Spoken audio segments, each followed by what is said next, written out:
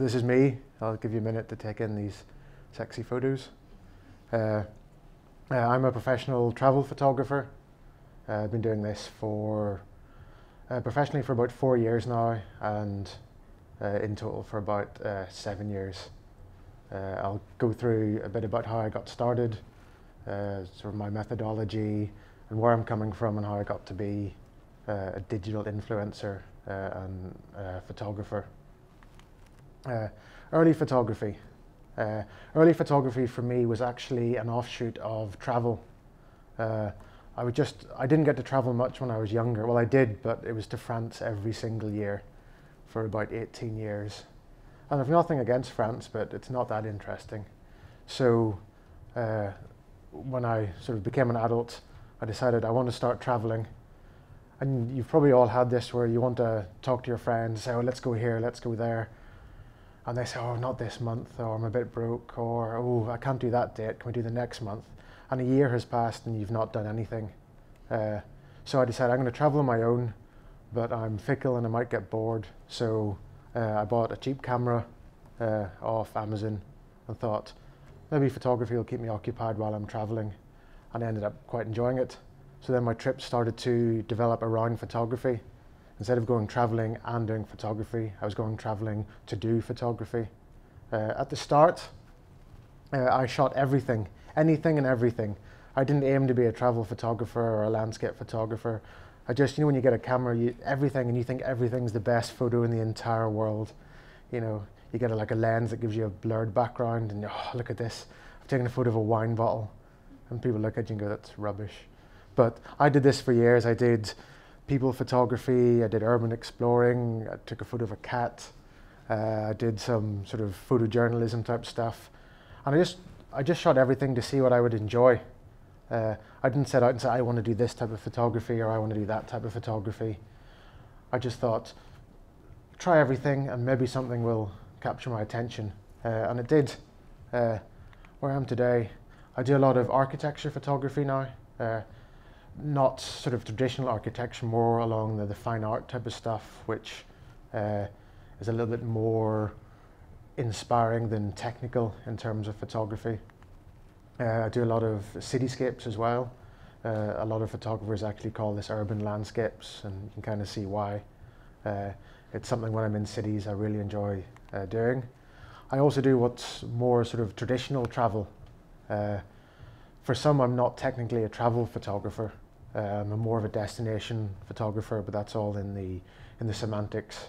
I tend to do more the fine art stuff and not the documentary side of travel photography. Not sort of the reportage of reporting on what's going on in a small village in India, but more inspirational images, stuff that I would like to hang on my wall. Also landscape. Landscape is a big part of what I do. It's kind of my key focus. I want to go to inspirational locations, and I want to convey the mood that took me when I was doing it. So when I see sort of the light over the Grand Canyon, and I go, wow, that's the feeling that I want to evoke from people looking at the photograph. Going, oh, I wish I was there when you took that, Or in terms of my job now, people look at the photos hopefully and say, oh, I must visit that place, that looks amazing. So that's sort of landscapes are my key focus. From the photography side of things, I do a lot of sort of long exposures as well, which is, you'll find less of them on the Instagram side of things and more on the professional photography side of things, mainly because it takes a long time and people often can't be bothered. I know on the Insta trip that we just did, I would be standing there for half an hour, like, setting up one photo, and everyone was like, hurry up, we've got to go now, the bus is leaving. So yeah, I like this type of thing because you can stand around on your own and sort of get involved in nature. I've also got known for doing a lot of nighttime stuff, sort of night landscapes, astrophotography, Milky Way, Northern Lights, something I really enjoy as well. Fortunately, it's cold and remote, but that's the price that you pay. And every now and again, animals. Not much of a nature shooter, but when the chance is there and the animals look pretty good, then I will take the chance. So about the same time as I started getting into photography, Instagram got launched, and I have a background as a web developer and web designer, and we're often early adopters of new apps and technologies, I think as a form of procrastination to avoid doing our day jobs. So when Instagram was launched, me and a few friends sort of leapt on it and started using that to share photos. And you look at a lot of people like influencers these days and say, oh, well, your feed is fantastic, you've got a great talent. That's not always the case for influencers. Obviously this is my feed these days. A lot of sort of finely curated travel stuff. I spend a lot of time on the photographs. That was the early days.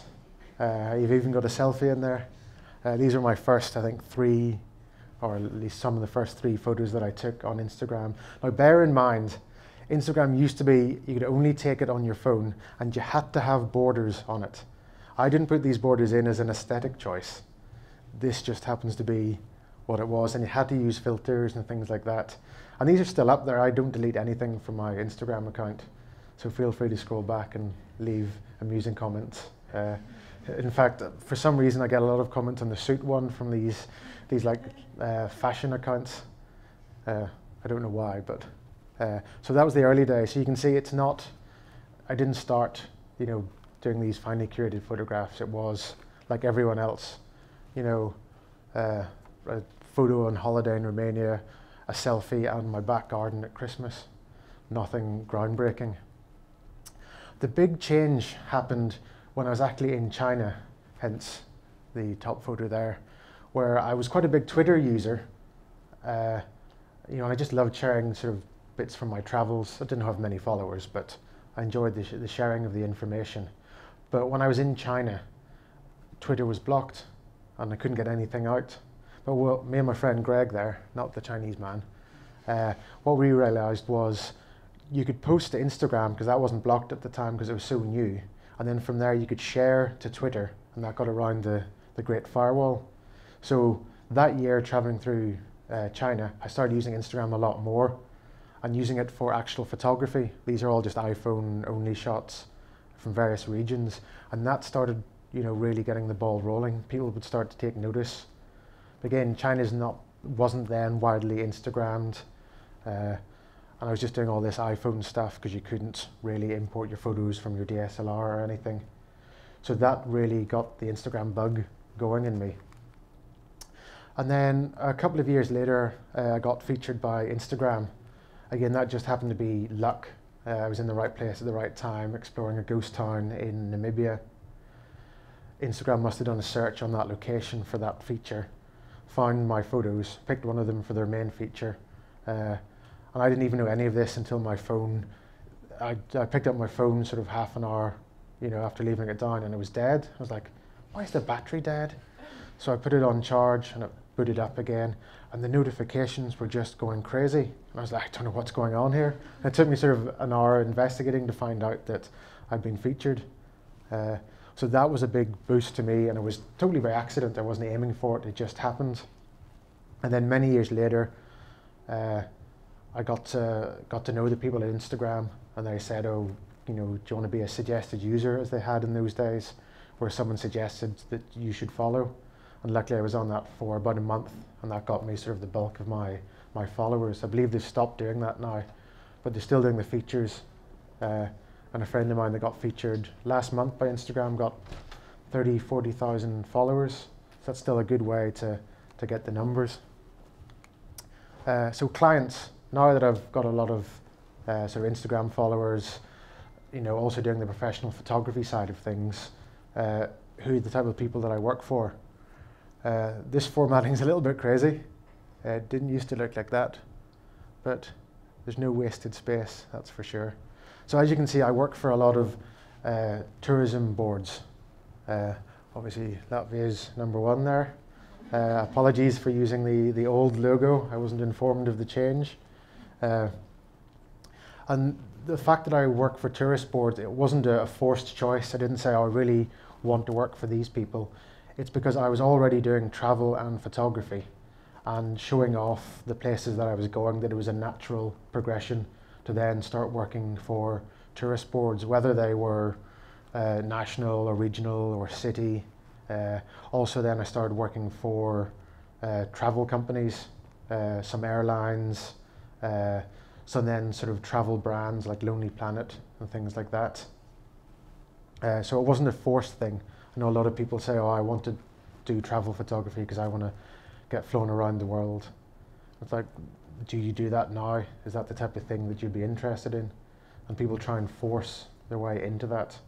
And that can often be apparent if you don't have the passion for it, you're just there for a free ride. And what a lot of people don't realize that it is actually quite hard work. You know, some would say it's the hardest job in the world, perhaps.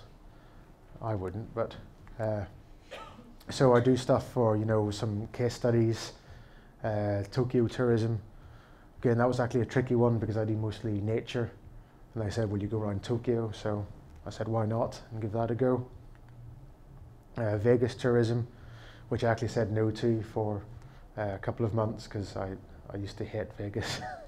And I just kept saying no, no. And they said, but it's for the National Park Service and you won't be spending any time in the city. And I said, okay, that's more interesting. And they said, oh, we'll hire you a private plane. Okay, that's more interesting. And a helicopter. Okay, yes, I'm in. So that was pretty special. And they actually get no government funding, but they get a lot of stuff from the Vegas tax, which comes from the hotels. So that's probably quite a hefty amount.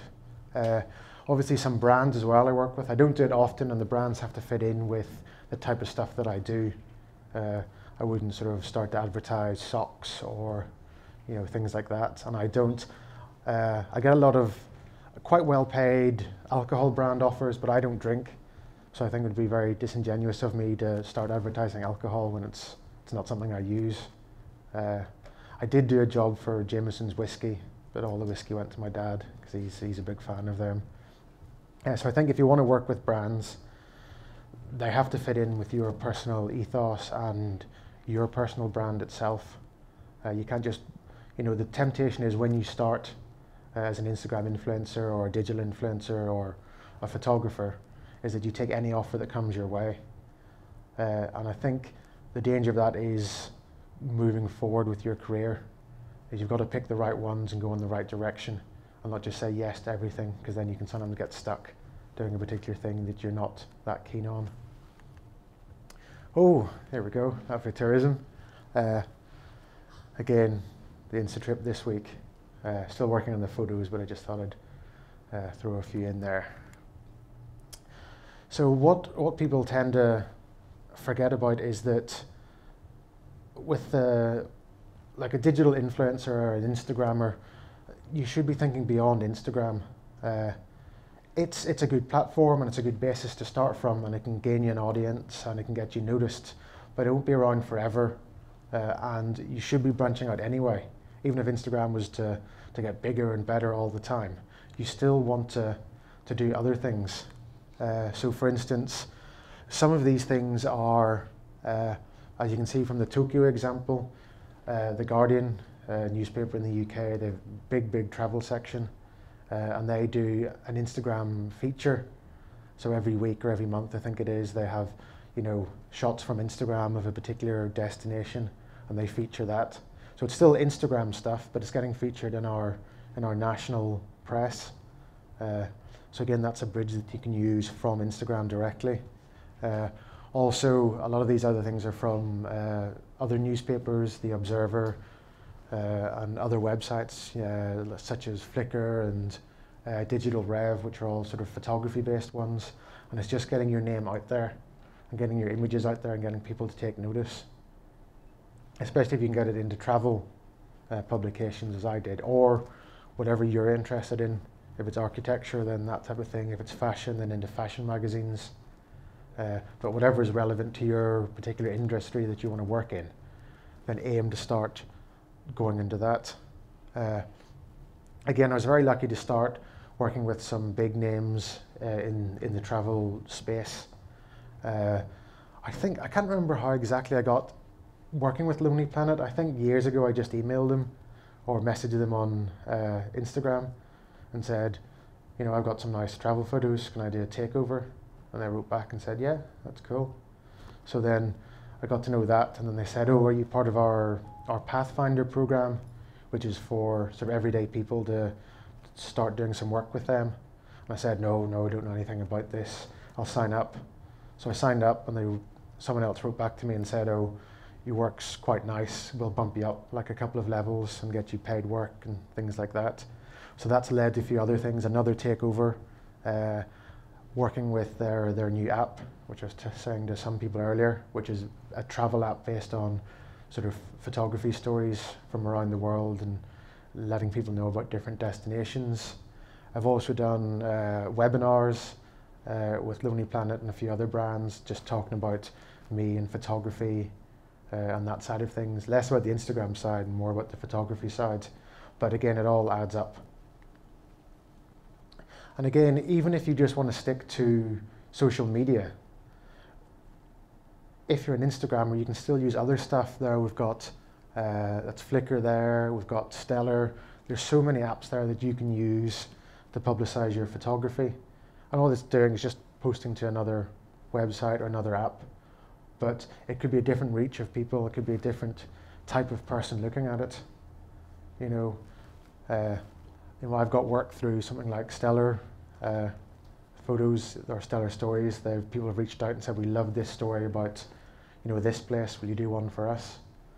So it doesn't take much more of your time, and it may or may not reap rewards, but you know, it's worth doing. And again, if you take pride in your work, then you sort of might want to craft some more stories and get it out there. Because I think if you're an Instagrammer, in a way, you know, you are a photographer, and photographers should be proud of their work and want to show it off. And that should be the main reason for taking the photos. They make you happy. If you like a photo, then you post it. Because I know a lot of people these days are, oh, will this get the likes, will it not? It doesn't matter. You know, if you're honest to yourself and you post what you like, then that will start to show through. Another thing that came from sort of the photography side, and then I used Instagram for promotion, was the teaching of photography. I know a lot of friends that are resentful that there's so many Instagrammers now. And, you know, I said to them, you know, people want to do photography, that's a great thing. Don't hold that against them. So I thought I would enable people to become better photographers. There's no point trying to stop people and saying, oh, you're not a photographer, you're an Instagrammer. Help them to take better photographs, and everyone benefits. So I ended up working, doing my own photography workshops around the world, doing some work with Airbnb, all to do with teaching the trade. So if you have a particular style of photography or a particular skill, then start to teach that. And again, that's another way to get your name out there.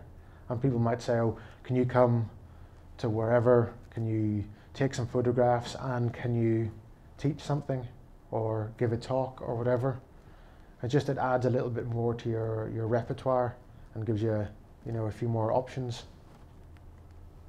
So getting work, this is a tricky thing, and it's not easy. There's, you know, you've got to know your audience. Now, I was going to have some sort of very interesting facts and figures, but I didn't really have any, so I've just got some generic graphs and some scientists mixing something. But the reason why I say to know your audience is that it's better to have a very sort of targeted audience that will benefit from what you're posting. So for instance, my Instagram has always been travel. You know, I started off as a traveler. My photos are always of travel and places like that, so it makes sense for me to work with travel people. If I started going into another niche, if I started to do, you know, fashion, you can take one look at me and go, you're not a fashion person. And it wouldn't make any sense for me to do that. So you've got to know your audience, who is reacting to your photos, or if you're on the travel side, who's looking, you know, at that influencer, because who you appeal to is a big factor in the type of work that you can get to. So it's good to know, you know, don't try and pivot too much and say, oh, I want to do this and then I want to do that. Again, as I said before, be true to yourself. Know who you're reaching out to, know who's interested, And again, for some like travel agencies or tourism boards, it's more about are the people that looking at the photos, will they come and visit or will they not? Okay, so that's a big job to know your audience. And if you work with any sort of professionals, they will expect you to know this. You've kind of got to back up everything with facts and figures, and it makes you look more professional as well. If you just turn up to someone and say, "Oh, I'm an Instagrammer," and they go, "Okay, what do you do?" And you go, I post on Instagram. They'll go, "Okay, everyone does that. What makes you special?" I'm an Instagrammer. People aren't going to hire you. But if you say, "Oh, I'm an Instagrammer," okay, what can you do? "Oh, my audience is very travel-oriented, adventure travel, in fact. They love, they love when I go kayaking and ziplining and things like that." "Oh, that's what we do in our travel company. I know, that's why I reached out to you." "Okay, maybe we can work together." It works a lot better. If you know what they want, they know what you can provide, but you've got to know yourself what you can do. One of the ways to do that is to go out networking. There's a lot of conferences, trade shows, events that go on, and maybe there's not that many in Riga or in Latvia, but you've got to travel to them. Sometimes you think, "I don't want to fly to another country just to go to a boring trade show." Maybe you'll get a job out of it. If you've got all your stuff together and you know what you want, then you've got to chase that. So these are just some of the ones that I've been involved with and gone to and talked to people and gone around and handed out business cards. I know it sounds boring, and it really is boring. Just walking around for 5 days handing out business cards, saying the same spiel again and again and again. It's boring and it's dull, but that's the bit of the job that no one ever tells you about. You think, "Oh, you're in the private plane flying over America." That's great, but you've got to get to that stage. And it's literally going around and finding the right conferences for you. And also email. I tried to find the most retro email symbol that I could. I think I've succeeded. A lot of my time is just sat emailing people, finding out whatever the brand or the company is into, tailoring my approach to them, and then saying, "Can we work together? This is what I can provide. This is what I think you need. This is maybe what you're missing. If we work together, I can provide this." And really pointing out how you can benefit them. That, again, it sounds boring, but getting the works is not the exciting part. When you eventually get that job, fantastic. You get a bit of money, you get to go traveling, brilliant. But 90% of the time, it's sitting in an internet cafe, emailing 100 people a day, trying to get the work.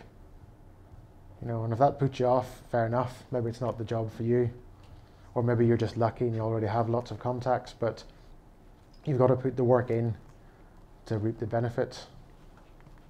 Oh, and that's it. That is everything done. I think we have a Q&A now for 15 minutes before the next talk. So if anyone has any questions, either Instagram, photography, travel, business. Oh, question at the back. Yeah. Do you promote your posts on Instagram or Facebook? No, I don't promote my posts. I have promoted some stuff on Facebook, which is the same thing now. I've done that for my workshops that I do, but I find that the Facebook sort of advertising platform is probably the most confusing thing in the entire world. It's just trying to set up a post in that to promote. They ask about 500 questions and you don't know what to choose, and then it costs you money, and I just don't like it. And then they give you analytics which no one can read, and then I have to get some of my social media friends to look at it, and they still don't know what's going on. So I tend not to do that type of thing. I have had clients request access to my Facebook page so that they can promote posts on Instagram. Yes, at the front. Ish. What would be the top 3 places you have been and taken pictures, and why? Number 1 would definitely be Latvia. I just think it's an amazing country with beautiful forests and lighthouses. Or if this question is excluding Latvia, okay, I figured that. because the second one was also going to be Latvia. But excluding Latvia, it's a difficult thing because I have a number of places that I find interesting for different reasons. Photographically, I love Iceland. I think it's just an amazing country. Has anyone been to Iceland? Raise your hands. Okay, 2.5 people, because there's one guy that was very shy there. Iceland is just volcanoes and glaciers and weird rocks and moss and geysers and waterfalls and rivers and more waterfalls and horses. It's just a stunning place for photography. In fact, when I decided to go to Iceland, my friend Greg, who was next to the Chinese man, I said to him, should we go during the winter so we can see the northern lights, or should we go during the summer to see the midnight sun where the sun doesn't set at all? And we couldn't decide, so we just went twice in the space of sort of 3 months, because that seemed the sensible thing to do. So photographically, Iceland's up there. I'm a big fan of Burma, or Myanmar, because when I went, it was only maybe 3-4 years ago, it was very untouched by tourism, and it still had that sort of raw, rustic charm to it. You know, it was difficult to get around. There was no real infrastructure, there was no internet, but that was fantastic. You know, and some of my favorite photographs have been from that country. And I also love, this is only a recent love, is Japan. I spent almost a month there a couple of years ago. I was flown over for a job which was photographing an American tour group, which is as awful as it sounds. But after spending a week with them on a coach, I travelled around for 3 weeks on my own, and it was just the most amazing country. The culture, the people, even the landscapes. People don't really think of amazing landscapes when they think of Japan. But I mean, I went sort of towards the south. There was an island that it just has like hundreds of deer on it that follow you around and try and eat your map. In the north, at the same time of year, it was knee deep in snow.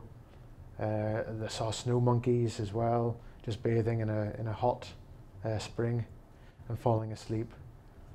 You know, that thing with the nod off, and I do this and look around. Just the most fascinating thing. So I think they're probably my top 3 countries, excluding Latvia. Yeah. Any other questions? Oh, he just beat you at the front. Yep. You use obviously the business profile on your Instagram. Yes, yeah. Can you analyze your statistics and insights? Yes and no. I didn't. I stopped using. I was using a personal profile for ages, and then they sort of released a business profile, and they had all these statistics. And I thought maybe that'll be interesting. So then I changed to the business profile, and what I noticed from that was a lot of my likes kind of dropped after doing that. I think from Instagram's point of view or Facebook's point of view, they see you as a business, so maybe you're willing to pay to get more exposure. But then my likes started gradually going back up again, but then they never quite reached the level that they were at. So then I changed back to a personal profile, and the likes dropped again, and then they started to build up. And then recently a client needed to promote a post again. So then you can only do that when you have a business profile, because they wanted access to the page and things like that. So I had to change back to a business profile, and the likes dropped again and starting to build up. So yes and no. It depends what week it is, whether I have a business profile or not. There's still no firm figures that I've seen that affects how people interact with you. It used to be people would see a business profile and go, oh, you know, this is a business, I'm not going to be that interested in it. Other people find it easier to communicate with you. So I think it's a very individual thing. You could try it, give it a go for a while, or not try it, or switch between the two and see if it makes any difference. Again, Facebook and Instagram don't reveal any inner workings. And I know I'm good friends with a lot of people that work at Instagram, and they keep completely silent. They just change the subject whenever you ask them about stuff, or just say, oh, maybe that was a caching issue, and then like disappear. So who knows? It's just worth experimenting. And what about Instagram stories? Are there any observations? I was actually saying to our two lovely hosts today about Instagram stories that I actually really love Instagram stories because as a digital influencer, as a sort of with someone that has a carefully curated feed, that you can't use Instagram like a lot of people would do of showing off your dinner or your pet or your new shoes or something like that. Well, I certainly can't anyway. But the Instagram stories gives you that opportunity to be yourself, where you can do silly stuff and you can show stuff that might not happen. Or if I see a cute dog walking down the street, I can take a photo of it because I love dogs. And I can just go, oh, look at this cute dog. If I posted that on my Instagram, clients would go, oh, we don't want to work with him. But in the stories, it's almost endearing. And I think it gives you a chance just to be who you are. And also, from the photography side of things, it gives people an insight in how I work and what I do. So you might see the final image and go, oh, that's a nice photo. But then when you watch the stories and you can see me standing in the rain for 40 minutes or hiking up a mountain and sweating and then falling over and then getting the photograph, it just shows people that there's actually work that goes into photography, and it just often doesn't happen. Sometimes you can just turn around and take a photo and go, this is amazing, but that's rare. Cool. Question at the back? Yeah, we heard you participated in Instatrip. Is that true? No, that's a vicious rumor. Yes, no, I did do the Instatrip LV, Instameet LV. This is the meet. Oh, Instatrip LV. I've done both. I've done the Instatrip LV and the Instameet LV. So what did you like about it? I liked the people on the Instatrip. Some very lovely people. Some very awesome drone photographers as well.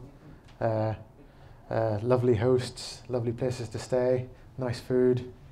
Some very awesome soft jazz covers of famous rock songs.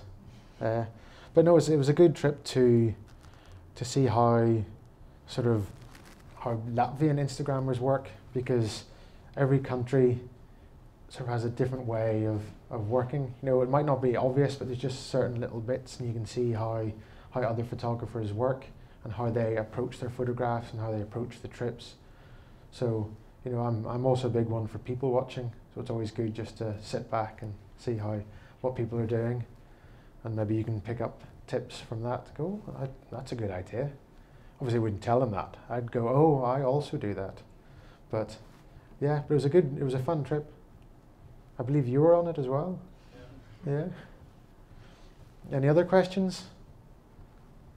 Oh, same guy. Yes, he's on a roll. Yeah.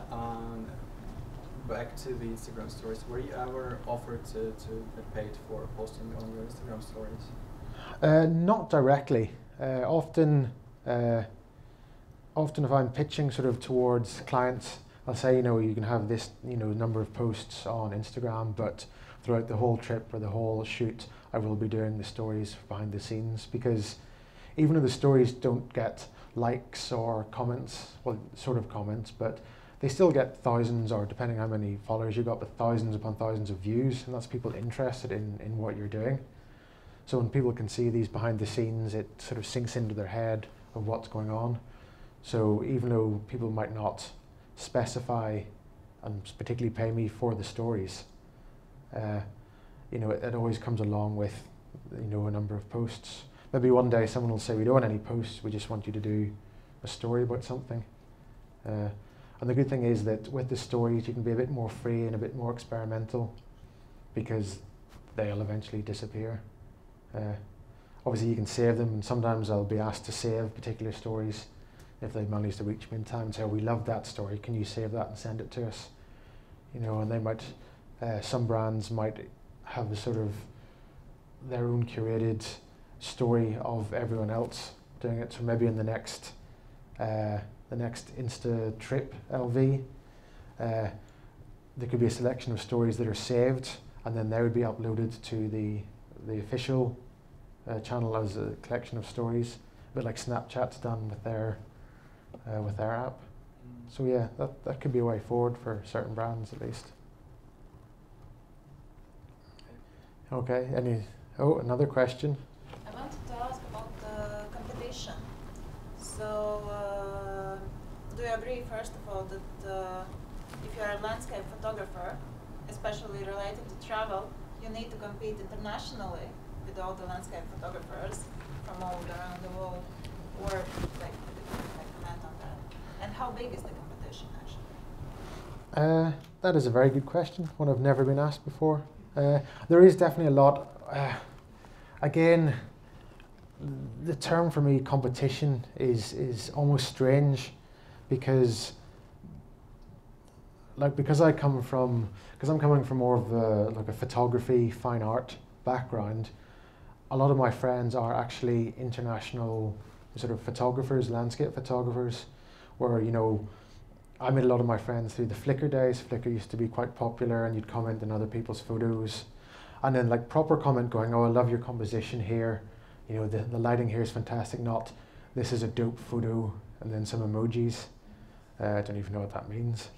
But like proper comments, and you'd get to know people. And then I would travel to meet people in America or in Malaysia, and we'd meet up and we'd go on photography trips and we'd do landscape shoots together. So sort of back in those days, it wasn't competition, but more collaboration and getting to know all these people. And I think for me, that's carried on through to sort of the Instagram side of things, where a lot of my friends these days are Instagrammers, are digital influencers. And obviously there is a certain element of competition, but you tend to work together. Sometimes I'll get offered a job and I'll say, oh, I can't make this, but this person's really good. You could contact them, or I'll talk to my friends, say, who's free for this? I can't do it, but I'll put your name forward. Or I'll put a selection of names forward and say, I can't do this, here's some people that I trust, you know, to get my personal recommendation. So I think there's a lot more collaboration than actually competition in the area. Although maybe people are stabbing me in the back and I don't realise it. I'm giving work to all of them and I'm not getting any back. But, you know, I think, yeah, collaboration is the way to go. I hope that, was there another part to the question, or did I get it all? No, yeah, sort of. I'm not going to ask you again. Thank you very much.